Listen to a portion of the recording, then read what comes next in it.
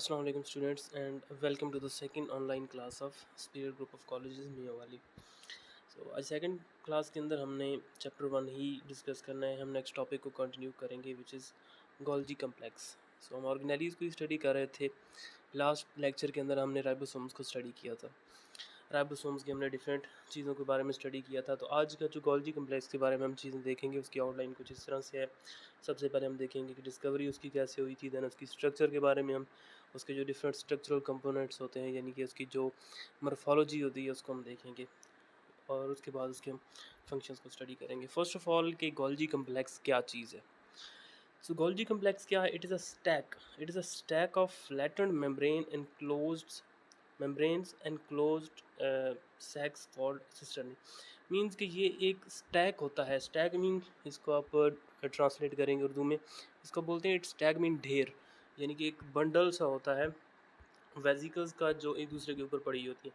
Next हम आगे diagram जब देखेंगे तो आपको वहाँ पे नज़र आएगा कि इस तरह से वेजिकल्स होती हैं और वो एक दूसरे के ऊपर एक स्टैक की फॉर्म में, एक ढेर की फॉर्म में पड़ी होती हैं और उस पूरे स्टैक को हम बोलते हैं एक Golgi complex. Means Golgi complex के अंदर आप देखेंगे कि उसके अंदर सिस्टर्नी भी आ जाती हैं और उसके अंदर वेजिकल्स भी आ जाती हैं। सिस्टर्नी क्या चीज़ होती हैं और वेजिकल क्या चीज़ होती हैं, ये जब हम उसकी मॉर्फोलॉजी भी देखेंगे तो उसमें आपको समझ आ जाएगी।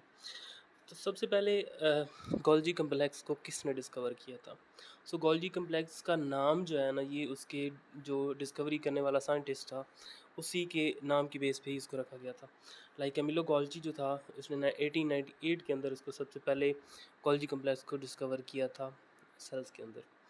तो इसी की वजह से इसको गोल्जी कम्प्लेक्स बोलते हैं, क्योंकि गोल्जी ने इसको डिस्कवर किया था और इसी डिस्कवरी की बेस के ऊपर ही उसको नोबेल प्राइज़ जो था वो मिला था। मेन टॉपिक जो हमारा है हम उसकी तरफ जाएंगे, अभी बढ़ेंगे स्ट्रक्चर के बारे में कि गोल्जी कम्प्लेक्स जो होती है उसकी स्ट्रक्चर कैसी होती है। तो उसकी स्ट्रक्चरल कंपोनेंट्स की अगर हम बात करें तो यहाँ पे अब फर्स्ट ऑफ ऑल बताया गया सिस्टर्नी होती है, उसके अंदर उसकी सिस ट्रांसफर फेज होती हैं, उसकी गोल्जी वेजिकल्स होती हैं और उसकी ल्यूमेन होती है। यानी कि 3 मेन स्ट्रक्चरल कंपोनेंट्स होते हैं जिनसे मिलकर जो है एक गोल्जी कम्प्लेक्स बन रही होती है। First of all what is cisternae? Cisternae ये टर्म आपने पहले सुनी होगी जब हमने एंडोप्लाज्मिक रेटिकुलम पढ़ा था, रफ एंडोप्लाज्मिक रेटिकुलम। तो उसके अंदर वो आपने जो एक सैक्स क्लोज्ड सैक्स जो थी, एक पाउच लाइक स्ट्रक्चर जो थी, उनको हमने कहा था सिस्टर्नी। तो सेम उसी से मिलता जुलता नाम ही यहाँ पे हम देंगे। सिस्टर्नी जो है इधर भी सेम यानी कि मिलता जुलता नाम ही है और स्ट्रक्चर भी उनकी मिलती जुलती है। यहाँ पे आप देखें, अगर ये डायग्राम हम देख रहे हैं तो ये पूरी एक गोल्जी कम्प्लेक्स है। अब इस गोल्जी कम्प्लेक्स के अंदर हमने भी स्टार्ट में जब उसकी डेफिनेशन देख रहे थे तो उसमें हमने देखा था कि it is a stack of membrane closed vesicle membrane closed sacs.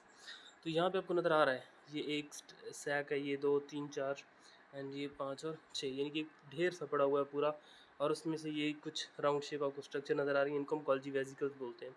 तो ये गोल्जी वेजिकल्स एक साइड से यहाँ पे आके अटैच होती हैं और दूसरी साइड से यहाँ पे निकल के जा रही होती हैं। तो इन वेजिकल्स को हम गोल्जी वेजिकल्स बोलते हैं और इस पूरी स्ट्रक्चर को यानी कि इन स्टैक्स को, इस पूरे स्टैक को या इन सैक्स को, सिस्टर्नी को यानी कि मिलाकर और साथ में इन वेजिकल्स को कलेक्टिवली जो टर्म यूज़ करते हैं हम वो होती है गोल्जी कम्प्लेक्स। यानी कि गोल्जी कम्प्लेक्स इस पूरी स्ट्रक्चर का नाम है जिसके अंदर ये सैक्स भी आ जाती हैं जो एक ढेर की फॉर्म में पड़ी हुई हैं और साथ साथ उनके जो नीचे मौजूद है वेजिकल्स वो भी आ जाती हैं। हम देखेंगे सिस्टर्नी क्या चीज़ है। सिस्टर्नी जो है they are stacks of flattened sacs, कि ये एक फ्लैट वेजिकल्स होती हैं। यहाँ पे अगर आप देखें ना तो ये आपको नज़र भी आ रही होंगी कि ये जो फ्लैट वेजिकल्स हैं लाइक दिस वन, ये हो गया, ये हो गया, तो ये बिल्कुल फ्लैट सी वेजिकल्स होती हैं जो एक दूसरे के ऊपर ढेर की फॉर्म में मौजूद होती हैं। तो इनमें से हर एक को हम बोलते हैं एक cisternae. Like this one is a cisternae, it's a cisternae, then this one, this one, this one. ये सारी जो स्ट्रक्चर्स आपको नज़र आ रही हैं इनको हम सिस्टर्नी बोलते हैं। सिस्टर्नी के बारे में हमने देख लिया। There is a central stack around which, अब जो पूरा स्टैक होता है ना उसके अंदर अगर हम देखें तो एक सेंटर में स्टैक मौजूद होता है। यहाँ पे लेट्स सपोज कि इसको हम कंसिडर कर लें सेंट्रल स्टैक्स। एक सेंट्रल स्टैक है ये और उसकी ऊपर वाली साइड पे भी और नीचे वाली साइड पे भी जो वेजिकल्स होती हैं या जो ये सिस्टर्नी होती हैं वो अरेंज होती हैं। तो यहाँ पे ये जो लिखा हुआ है इसका मतलब ये होता है, हमने डायग्राम के अंदर इस चीज़ को देख लिया। सेंट्रल स्टैक के आसपास रेंज होती हैं। अब तीसरी चीज़ जो आपको याद करनी है, एमसीक्यूज़ में ये बात पूछी जा सकती है कि जो नंबर ऑफ़ सिस्टर्नी होती है ना, ये ऑलमोस्ट 3 टू 7 हो सकती हैं मोस्टली एनिमल्स के अंदर। मींस कि ये जो सैक्स है ना, ये वेसिकल्स हैं, ये जो फ्लैटेंड सैक्स मौजूद हैं, ये 3 टू 7 तक होती हैं मोस्टली एनिमल्स के अंदर। लेकिन कुछ ऐसे एनिमल्स भी हैं, लोअर एनिमल्स होते हैं। लोअर एनिमल्स में ये बात हो रही है एवोल्यूशनरी बेसिस पे हम कर रहे हैं, यानी कि जो लोअर कैटेगरी में एनिमल्स आ जाते हैं, लोअर फाइलम्स होते हैं, वो उनमें से कुछ ऐसे भी एनिमल्स हैं जिनके अंदर एक गोल्जी कम्प्लेक्स जो होता है ना, वो 30 सैक्स से मिलकर भी बना हुआ होता है। लेकिन बहुत कम एनिमल्स होते हैं उनके अंदर ये होता है। ज़्यादातर एनिमल्स जो होते हैं उनके अंदर एक जो गोल्जी कम्प्लेक्स है उसके अंदर 3 टू 7 सिस्टर्नी होती हैं। सो आपने यहाँ पे सिस्टर्नी के बारे में स्टडी कर लिया, उसकी जो सिस फेस है और ट्रांस फेस है। अब ये दो चीज़ें हैं कि सिस फेस क्या होती है और ट्रांस फेस क्या होती है। अब इस सिस और ट्रांस फेस को स्टडी करने के लिए, इसको समझने के लिए आपको पहले आइडिया होना चाहिए सेल की स्ट्रक्चर का, कि कहाँ पे जो गोल्जी कम्प्लेक्स होती है सेल के अंदर वो मौजूद होती है, या उसकी कैसे ओवरऑल अपीयरेंस होती है सेल के अंदर। एक्चुअली होता ही है कि इस तरह से कुछ एक सेल होता है, सेल के अंदर जो सेंटर होता है, यहाँ पे सेंटर में लेट्स सपोज के न्यूक्लियस मौजूद है, और उसके बाद अगर हम बात करें गोल्जी कम्प्लेक्स की, तो गोल्जी कम्प्लेक्स सपोज करें कि यहाँ पे ऐसे गोल्जी कम्प्लेक्स मौजूद है, ये गोल्जी कम्प्लेक्स हम कंसिडर कर लेते हैं। अब यहाँ पे आपको आइडेंटिफाई करना इजी हो जाएगा कि सिस फेज़ कौन सी है और ट्रांस फेज़ कौन सी है। तो जो मौजूद है इनर साइड पे, यहाँ पे अगर आप देखें, अगर हम मार्कर से कर लें, तो ये वाली जो साइड होगी गोल्जी कम्प्लेक्स की, उसको हम ये कंसिडर करते हैं, जो नीचे डायग्राम के अंदर ये सिस फेस लिखा हुआ है ना, ये आप कंसिडर कर लें कि ये इसकी डायरेक्शन जो होती है ये टुवर्ड्स न्यूक्लियस होती है।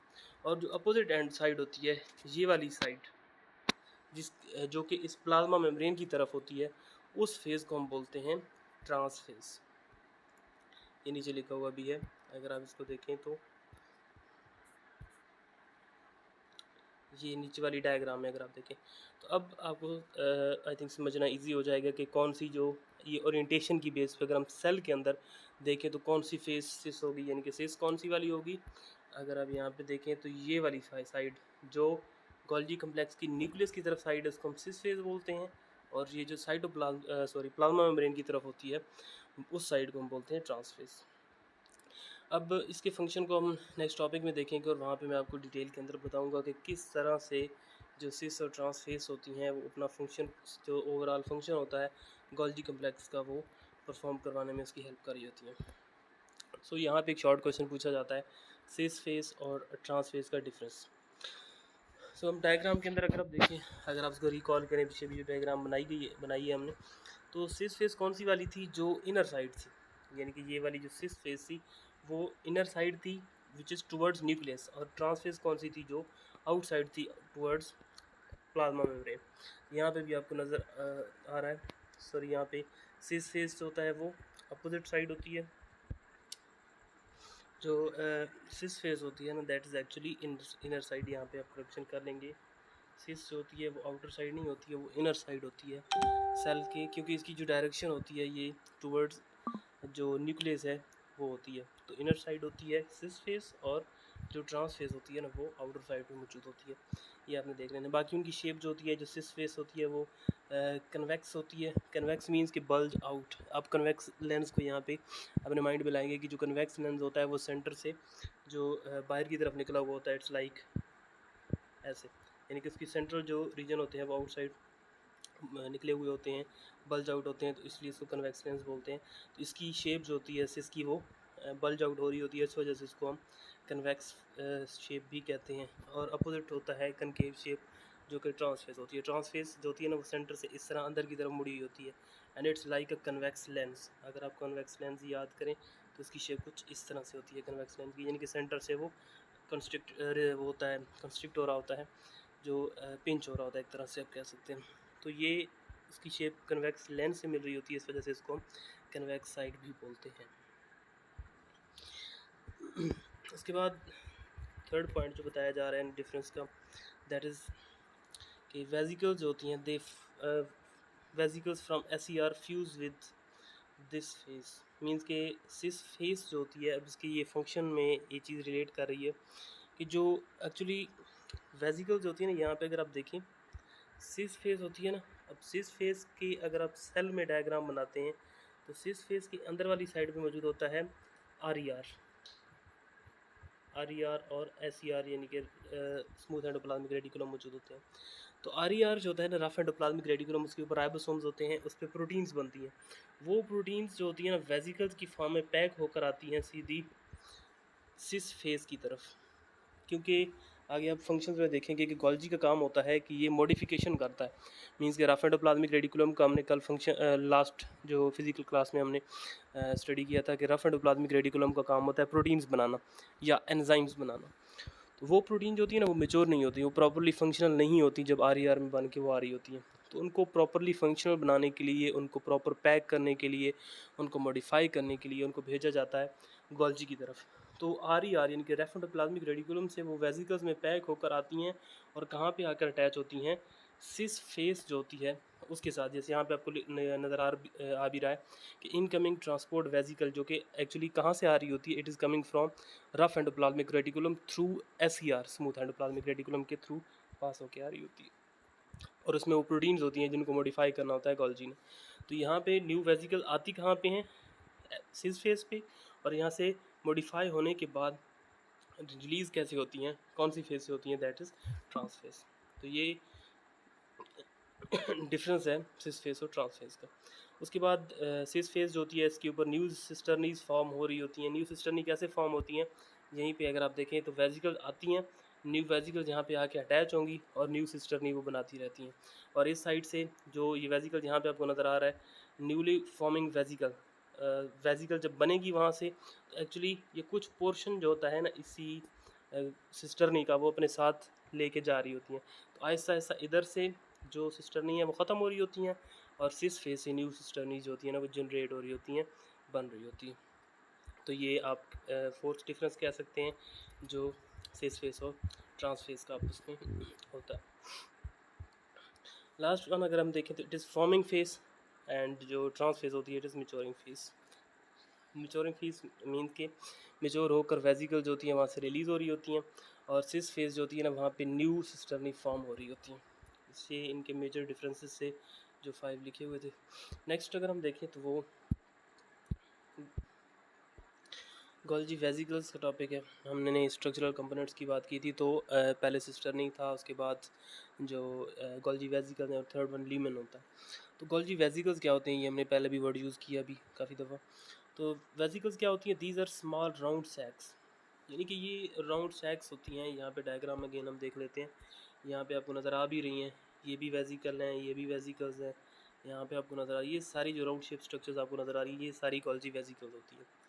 अब वेसिकल्स अगर आप यहाँ पे देखें ना, तो आ कहाँ से रही हैं, आती अभी हमने बात की है स्मूथ एंडोप्लाज्मिक रेटिकुलम से आती हैं और अटैच होती हैं सिस फेस के साथ। और ये रिलीज़ कब होती हैं, रिलीज़ जब होती है, अब यहाँ पे इनको हम गोल्जी वेसिकल नहीं बोलते। एक चीज़ आपने यहाँ पे याद रखनी है कि जो ये वेसिकल्स आ रही होती हैं, ये आ रही होती हैं रफ एंडोप्लाज्मिक रेटिकुलम से थ्रू SER से पास होकर। तो अब यहाँ पे इनको गोल्जी वेसिकल्स आप नहीं कह सकते, क्योंकि गोल्जी वेसिकल्स तब कहेंगे जो वेसिकल्स गोल्जी अपरेटस से या गोल्जी कम्प्लेक्स से रिलीज़ होती हैं। जैसे यहाँ पे आपको नज़र आ रहा है ये रिलीज़ हो रही है या ये रिलीज़ हो रही है, तो जो रिलीज़ हो रही होती है ना, उनको हम गोल्जी वेसिकल्स बोलते हैं। लाइक यहाँ पे जो आपको नज़र आ रही है ये तो ये जो रिलीज़ होती हैं गोल्जी अपरेटस से, यानी कि ट्रांस फेज से जो रिलीज़ होंगी, इनको हम सिक्रेटरी वेसिकल्स भी बोलते हैं, इनको हम गोल्जी वेसिकल्स भी बोलते हैं। तो इन वेसिकल्स के डिफरेंट फंक्शंस होते हैं, वो हम आगे देखते हैं। So they transport substances in them in the inside. अच्छा, ये ट्रांसपोर्ट सब्सटेंसेस होती हैं, इनको ये सेल के अंदर और सेल के बाहर ट्रांसपोर्ट करी होती हैं। अभी हमने बात की भी है कि प्रोटीन जो है वो रफ एंडोप्लाज्मिक रेटिकुलम में बनती हैं, फिर स्मूथ एंडोप्लाज्मिक रेटिकुलम से पास होकर सीधी गोल्जी अपरेटस की तरफ जाएंगी। तो जब गोल्जी अपरेटस में पहुंचती है, तो गोल्जी अपरेटस ने उन चीज़ों को मॉडिफाई करना होता है, फंक्शनल बनाना होता है, प्रॉपर पैकिंग करनी होती है, उनको पैक करके फिर उसको रिलीज़ करता है। फिर उन चीज़ों को जहाँ पर पहुँचाना है सेल के अंदर, वो ट्रांसपोर्ट करना होता है। तो वो गोल्जी वेसिकल्स एक्चुअली क्या होती हैं, दे आर स्मॉल पाउच, ये छोटे छोटे पाउच होते हैं जिनके अंदर उन सब्सटेंसेस को मॉडिफाई करके पैक करके भेजा जाता है। तो सेल के अंदर भी उनको ट्रांसपोर्ट किया जाता है और सेल के बाहर भी प्लाज्मा मेम्ब्रेन के थ्रू उनको ट्रांसपोर्ट किया जा रहा होता है। बाज़ औक़ात अभी अब नेक्स्ट टॉपिक में देखेंगे भी कि कुछ जो वेसिकल्स होती हैं वो कुछ एंजाइम कुछ एक अलहदा ऑर्गेनेलिज़ के तौर पर भी वर्क कर रही होती हैं। लाइक इस तरह आपने लाइसोसोम का नाम सुना होगा, लाइसोसोम का नाम सुना होगा। इसके अलावा हम यहाँ पे देखेंगे ग्लाइऑक्सिसोम्स को, ग्लाइऑक्सिसोम्स होते हैं, पेरोक्सिसोम्स होते हैं। तो बाज़ औक़ात ऐसे होता है कि गोल्जी वेसिकल जब यहाँ से रिलीज़ होती है ना, तो वो खुद एक ऑर्गेनेली के तौर पर काम करना शुरू कर देती हैं।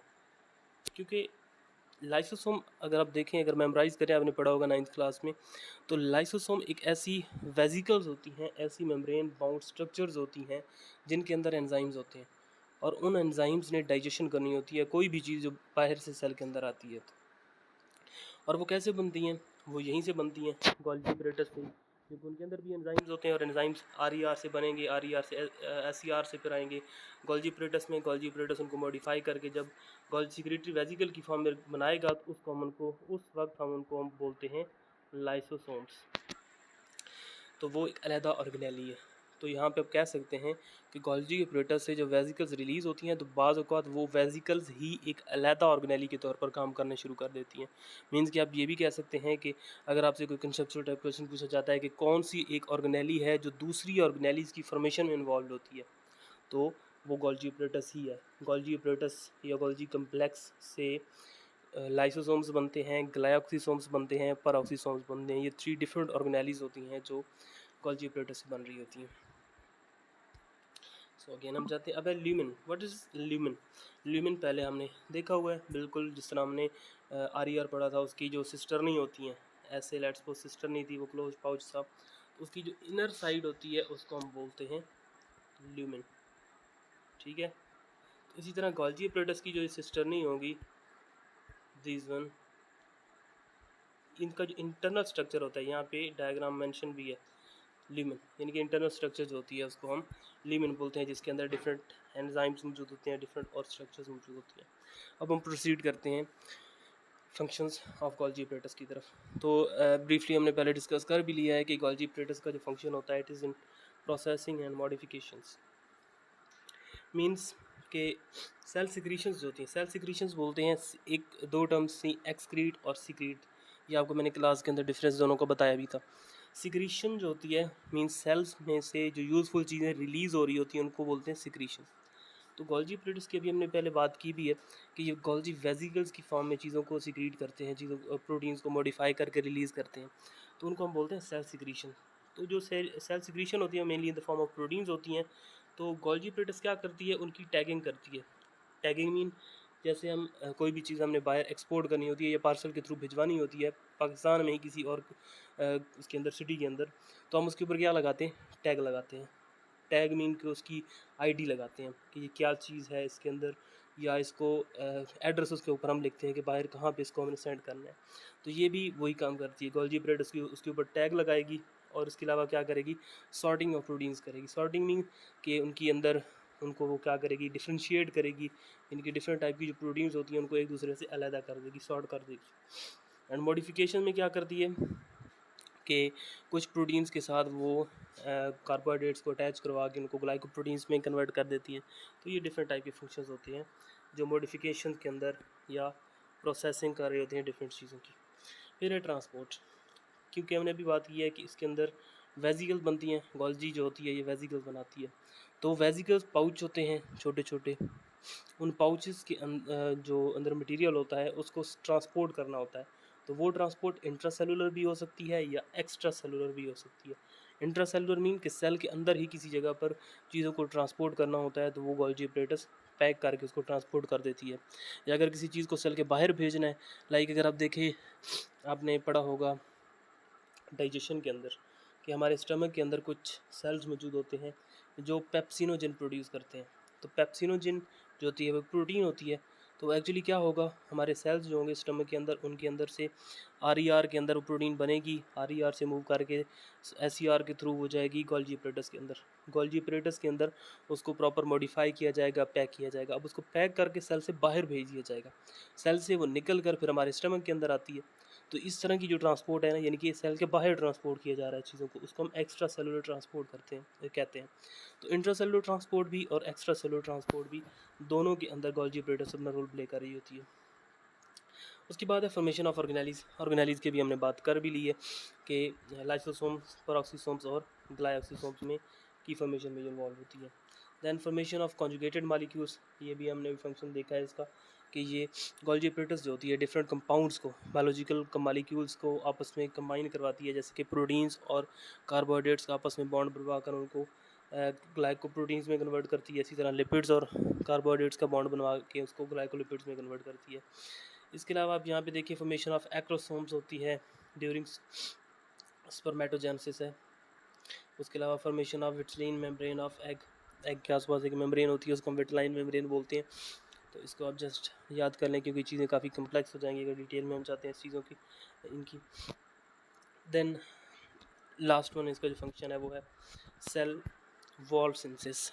सेल वॉल सिंथेसिस अगर आप यहाँ पढ़ेंगे तो आपकी माइंड में 10th क्लास के अंदर एक चीज़ आपने पढ़ी थी, 10th या 9th बल्कि सॉरी आपने पढ़ी थी, फ्रैग्मोप्लास्ट का नाम आपने सुना होगा कहीं पे।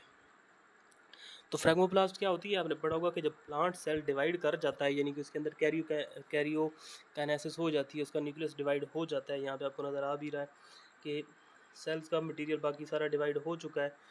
तो उसके बाद सेल की साइटोप्लाज्म की डिवीज़न होनी होती है।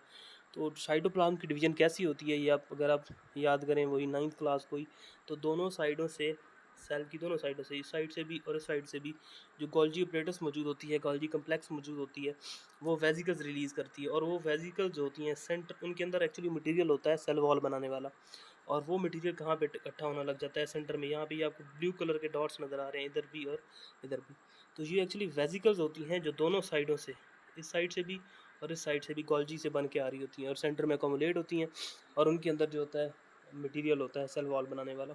तो सेंटर में अकोमोडेट होती हैं, और वेजिकल्स में से जो वो मटेरियल होता है वो सारा यहाँ पे एक वॉल सी बना देता है, और वो वॉल फिर क्या करती है, सेल को दो पार्ट्स में डिवाइड कर देती है। तो इस तरह से आप कह सकते हैं कि जो गोल्जी ऑपरेटर्स होती है वो जब सेल, प्लांट के सेल की साइटोकाइनेसिस होनी होती है, यानी कि सेल्स के साइटोप्लाज्म में डिवाइड करना होता है, उस टाइम पे फ्रैग्मोप्लास्ट की फॉर्मेशन या सेल वॉल की फॉर्मेशन जो होती है वो गोल्जी ऑपरेटर्स के थ्रू ही हो रही होती है। सो ये था हमारा आज का टॉपिक। नेक्स्ट टॉपिक इंशाल्लाह हम अगले लेक्चर के अंदर देखेंगे।